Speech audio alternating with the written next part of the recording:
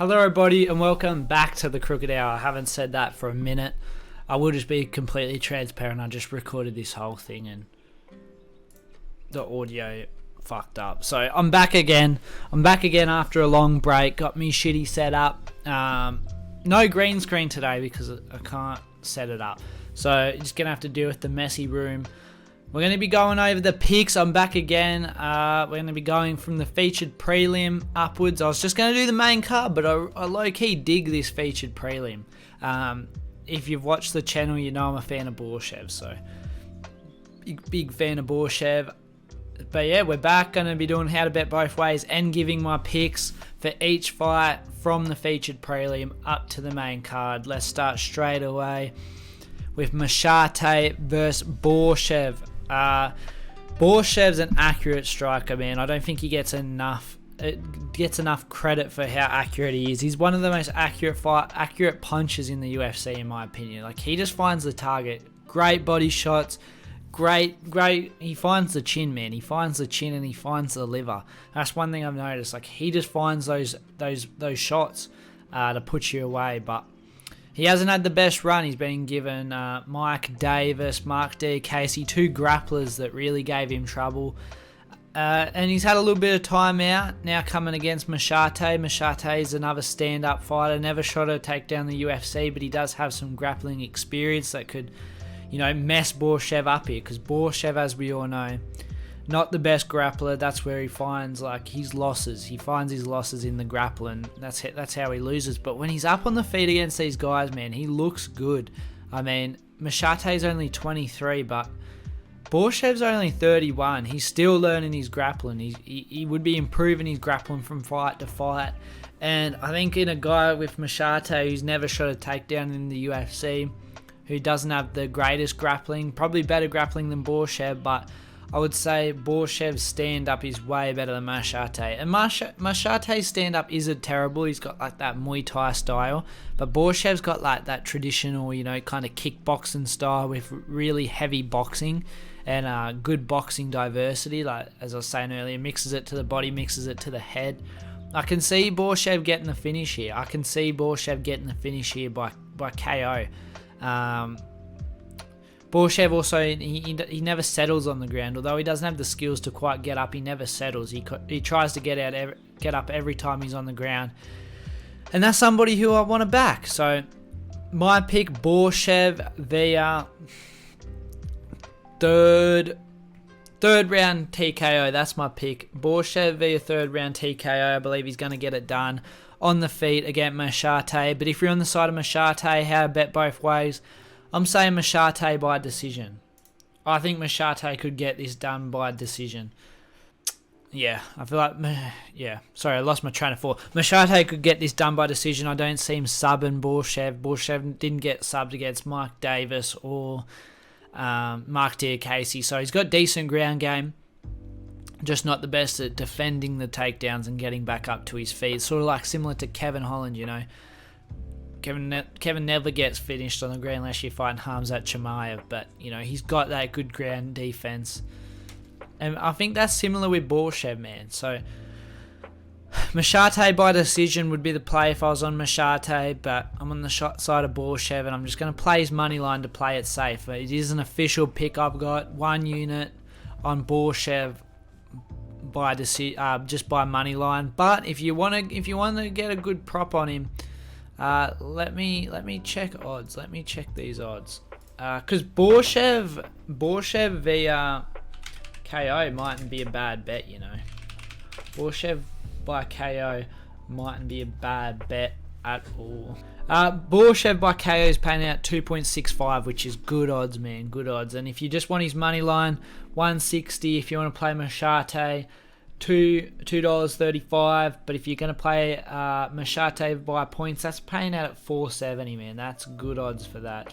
So if you're on the side of Machate, I don't mind Machate by decision at all. Overall, it's going to be a good fight. Next up, we got Diego Ferreira versus Michael Johnson. Both people have had a shaky career, and if you look at just the record of Michael Johnson, you'd think he's just a journeyman, but He's beat some good people throughout his career, but he's also lost to some shit people as well. Like that loss to Clay Guida doesn't look good now. But Clay Guida was also younger then. I think this is a winnable fight for Johnson though. Diego Ferreira's got great jiu-jitsu, but not the best takedowns and not the best striking, and he's looking slower as he gets older. He's like 30. I think he's 38 now. Yeah, 38 versus 36. Johnson's the younger guy here, the more power, the better boxing. I feel like he's gonna light Diego Ferreira up on the feet in round 1, I believe. My official pick, I got it written down here. Michael Johnson via second round KO. That's what I'm picking. I think he's gonna find him on the feet after a close first round of, Diego kind of shooting takedowns, maybe some pressure up against the fence, but I think Michael Johnson's going to land the better shots in the second round. I think he finds that chin, man. But Diego Ferreira's definitely got a chance. If he does get it to the ground, he's going to be a problem. But can he get it to the ground and can he keep Johnson down?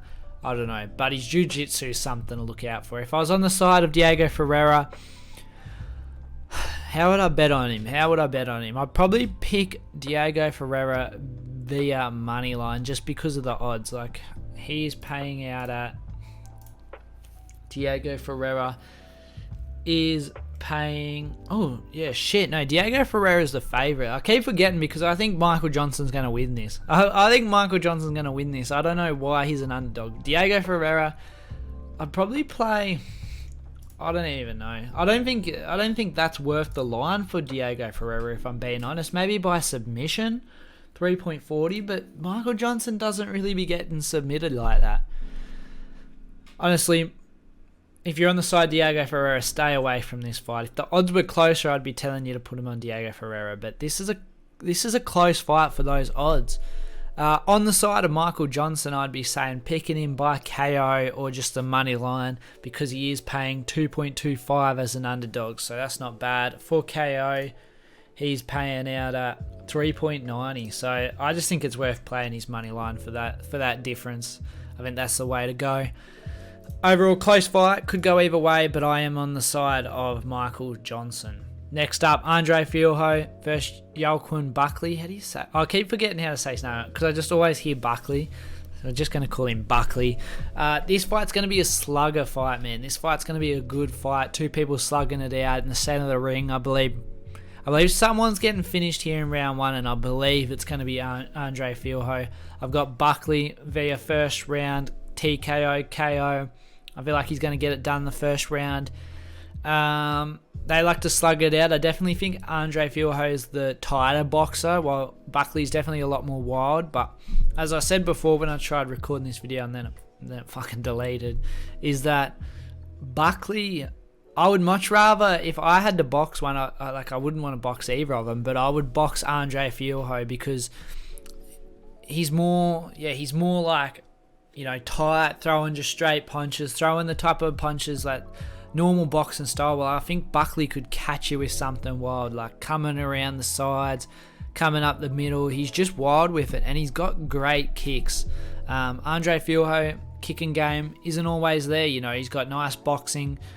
I think Buckley's kicking and his striking diversity is going to be a major player in this fight, and I feel like both of their chins are kind of dodgy. That's why I think another great bet is this fight doesn't go the distance, because these guys be getting finished and these guys be getting finishes. So, I could see this fight ending in the first round. I just think Buckley's going to catch him. How to bet both ways on it though. If I was on the side of Andre Fialho, I'd be saying Andre Fialho. How big of an underdog is he? Andre Fialho is paying out 290, 280 on Ladbroke. So I'd just be playing his money line, honestly, because Andre Fialho, it's hard. I'd just be playing Andre Fialho by KO, because if it goes to the decision, I can see Buckley winning this through more activity. Andre Fialho doesn't have overly that much activity. I could see Buckley chopping up the legs, throwing out kicks, throwing out wild punches, while Andre Fialho's trying to find the right shot. Sure, he might drop Buckley in each round and win that way, but it's unlikely. It's very unlikely. So Andre Fialho by KO would be my pick if you're going to pick that line, you can get Andre Filho by KO, TKO at 4.00. That's not bad. That's not bad. If you're on my side, a Buckley beat by KO, I actually got a bet in a parlay of Buckley by KO with another bet that I'll tell you on the card later. Buckley by KO is paying out 2.15. Not the best odds, but I feel like it's likely to happen because Andre Filho's chin, dusty, man, dusty. And Buckley's chin ain't the best either. I don't necessarily think it's Buckley's chin. I think it's his recovery. Like, his recovery is trash. So, close fight. But I'm going Buckley. Okay, up on the card, we got a women's fight between Emily Ducote and Lupi Godinez. Now, I don't really remember Lupi's last fight. I can't say I remember it. I probably missed it. But I remember her fight against Hill, and I was not impressed. I thought she was going to run through Hill with her grappling. And this is another good fight. Emily Ducote is definitely it's close, but Emily Ducote's got the better striking. Lupi's got the better grappling. One of them stepping on a short nose, but I'm not too sure. Not too sure who. But anyway, it's going to be a decent little fight. I'm just going to get this out of the way. If you're going Emily Ducote, I'd be going Emily Ducote by decision. Or just her money line. The odds are pretty close. You can get Lupi Godinez at 1.62 and Emily Ducote at 2.30. I'd be going Emily Ducote money line or by decision. If you're looking for that decision prop, you can get that decision prop of Emily Ducote by points, 3.50.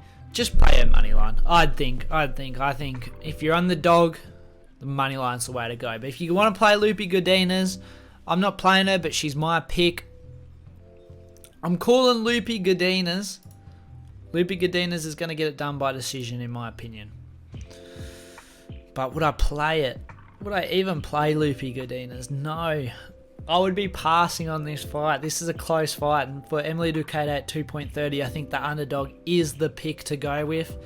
But who I think's going to win, I'm backing Lupi. So another good. What's a good little prop since I didn't give you the Lupi? A good prop over 2.5.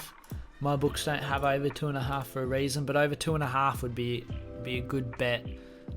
Probably not paying a lot though. So we're gonna move on. I got Lupi via decision though. Edmund Shabazian versus Anthony Fluffy Hernandez. Good fight. Edmund's a sniper. Anthony Hernandez pressure fighter, over pressures people. Good diversity in his tacks. Got good grappling. Got good striking. And Anthony Hernandez is a big dog. I mean, big favorite. Actually, he's not as much of a favorite as I thought it would. I don't know if the line's dropped, but you can get Anthony Hernandez 1.42, and you can get Edmund Shabazian at 2.90. So a sizable underdog, but ultimately I do think Anthony Fluffy Hernandez gets this done by decision. By decision. I'm pretty sure he'll get it done by decision. That's my pick. Anthony Hernandez by decision. I'm not sure why this is opening up over here. I need to see my picks on the other screen, goddammit. But yeah, Anthony Hernandez by decision would be the prop to play. Otherwise, I wouldn't play him. I'd be playing Anthony Hernandez by decision if I had to play him. I would be bothering playing him by his money line. By decision, he's paying 3.40. I think that's the way to go. You know, he's got high odds on the submission, paying 3.00, but I think he gets it done by decision against Edmund Shabazian over a dominant 3 rounds. I think he gets it done by decision. That's what I'd be playing if I was on Anthony Hernandez. Otherwise, I would just skip it. But I'm not betting this fight because Edmund is a big underdog and it's tempting, but this just ain't the right style for him. So ultimately, I think Anthony Hernandez gets the job done by decision. But if you're on the dog of Edmund Shabazian, I'd just be paying that money line or the TKO. I think that's one of his best ways to get the job done is by TKO, which is paying out 4.90. Maybe not a bad little thing to sprinkle a little bit of money on, to be honest. I wouldn't do it. But if you're feeling rebellious, maybe that's a decent play. Ultimately, though, I got Anthony Hernandez by decision. Mackenzie Dern versus Angela Hill. I said that very dramatic. Angela Hill looking good, man. She's on a little bit of a streak. Let me double check who she's been winning against though, because she's been on a nice little streak. I've been impressed by Overkill. You know, a win against Emily Ducote and a win against Lupi Godinez. It's decent, man. It's decent. It's decent. But I think ultimately Dern is going to sleep her by submission. I feel like she's going to get the submission in round 4. That is my pick. Mackenzie Dern via round 4 submission. But Angela Hill could definitely win a decision here. She could win a decision here. Angela Hill's got a way of like just getting away from people. Like Mackenzie Dern's pressure is why I'm picking her though. I feel like her pressure's gonna overwhelm Angela Hill, like, and she won't be able to get off her usual game. But Angela Hill has a way of just outpointing somebody slightly in every round. I could see her doing it to Mackenzie Dern here. But I think ultimately Mackenzie Dern knows what she has to do, has to get this fight to the ground and has to submit Angela Hill. If I was betting on this fight, I'd be doing, if I was playing Angela Hill by decision is a beautiful play. Like, that is paying out at 3.10. I'd be playing Angela Hill by decision if I was playing Angela Hill. Mackenzie Dern on the other hand though, and this is the other bet to my parlay I mentioned earlier with the Buckley KO, I've got the double chance on Mackenzie Dern by submission or points, only paying out at 1.62, but she gets it done. It's not going to be by KO, you know. I don't see a KO on Angela Hill. I could, if anything, if she knocks her down, she's going to be jumping on that sub, not that ground and pound. So points or submission, I could see her outpointing her to, maybe through the pressure. But Angela Hill, man, she just got that way of just slowly outpointing somebody, and it's worrying. It's worrying. Ultimately, good main event. I'm on the side of Mackenzie Dern via 4th round submission. Once Angela Hill's a little bit more tired, I feel like she's going to wrap her up and find something. I feel like there will be other chances before that, but I feel like Angela Hill's going to be wise to it and not get submitted in those moments. Overall, good card. What's a good prop? No, there's not really any good round markets or anything. I don't know. I'm very iffy with playing the round markets in this fight, because what if Mackenzie Dern gets her in a tricky submission and then just taps Angela Hill out in the first round? I don't see it happening, but you know, you never know. You never know with these submission people. Anyway, they're all my picks. I'm hopefully back. If you did like this video, please leave a like and comment, and I'll keep making more. I want to make some more long-form videos that are heavily edited, because I actually do enjoy to edit. It's just with these I like to quickly get them out, so I barely edit them. But I might make some longer form videos. I'm kind of thinking going over a fighter's whole career, breaking down each fight, just making like a video summary on a fighter's whole career. So if you'd like that, let me know. And as always, guys, have a good time betting, and have a good one. Give me 5 minutes, I'ma pull up with like 5 niggas. Give me 5 minutes, girl, I'ma be right with you.